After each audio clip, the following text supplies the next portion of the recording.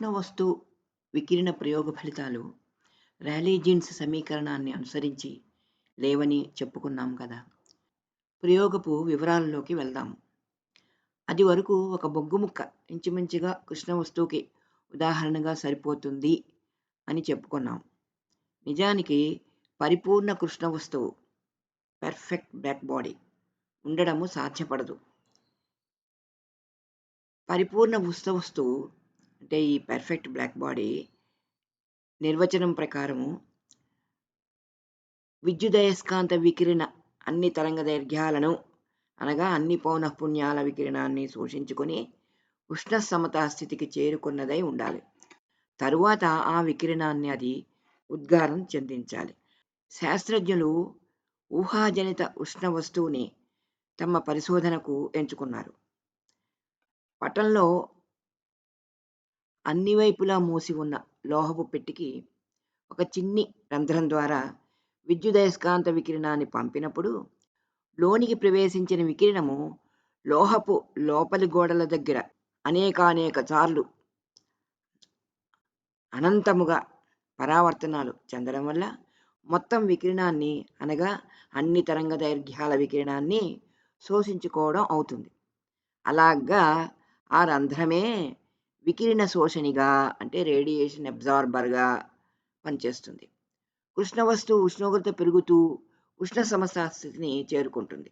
ఈ స్థితిలో ఉన్న లోహ పెట్టిని వేడి నీటి తొట్టిలో పెట్టి వేడి చేస్తే ఒకానొక ఉష్ణోగ్రత వరకు అప్పుడు రంధ్రం గుండా వికిరణాన్ని ఉద్గారం చేయడం మొదలు పెడుతుంది. ఆ స్థితిలో ఆ రంధ్రము కృష్ణ వస్తువు ఉద్గారిణిగా బ్లాక్ బాడీ రేడియేటర్గా మారుతుంది. వస్తువుని వేడి చేస్తూ వివిధ ఉష్ణోగ్రతల దగ్గర తరంగ దైర్ఘ్యాల దగ్గర వికిరణ తీక్షణతను వర్ణపట మాపకంతో కొలిచి చూశారు. ఇక్కడున్న పటాన్ని చూడండి. మొదట ఉద్గార వికిరణము పరారుణ ప్రాంతంలో జరుగుతుంది కనుక అంటే ఇన్ఫ్రారెడ్ రేడియేషన్ అవుతుంది కనుక మన కంటికి కనిపించదు. కానీ ఆ తర్వాత దృగ్గోచర ప్రాంతం వచ్చేసరికి మనకి ఈ రకంగా ఈ రంగులు ఉన్నటువంటి వర్ణపటము మనకి కనిపిస్తుంది. ప్రతి ఉష్ణోగ్రత విలువకి ఒకానొక తరంగ దైర్ఘ్యం విలువ దగ్గర వికిరణము గరిష్ట తీక్షణతను ప్రదర్శించినదని వర్ణపటాన్ని బట్టి నిర్ధారణ అవుతున్నది.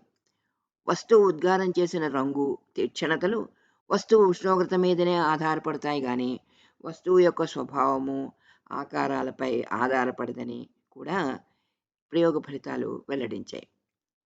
ఉష్ణోగ్రత పెరిగిన కొద్దీ వక్రరేఖ చూపుతున్న గరిష్ట వికిరణ తీవ్రత క్రమక్రమంగా తక్కువ తరంగ దైర్ఘ్యాల వైపుకి జరుగుతున్నదని కూడా మనం గమనించవచ్చు. సాంప్రదాయక భౌతిక సిద్ధాంతాలను అనుసరించినట్లయినా పటంలో చుక్కలతో చూపిన రేఖ రావాలి. ఆ రేఖ నిరవధికంగా అతి నీలలోహిత దిశగా పోతూ ఉన్నది. తక్కువ తరంగ దైర్ఘ్యాల దగ్గర సాంప్రదాయ సిద్ధాంతాలను ప్రయోగ ఫలితాలు పాటించకపోవడాన్నే అతి నీలలోహిత విపత్తుగా వర్ణించారు. ఈ విషయం దగ్గరే ర్యాలీ జీన్స్ సమీకరణంతో ప్రయోగ ఫలితాలు ఏకీభవించలేదు.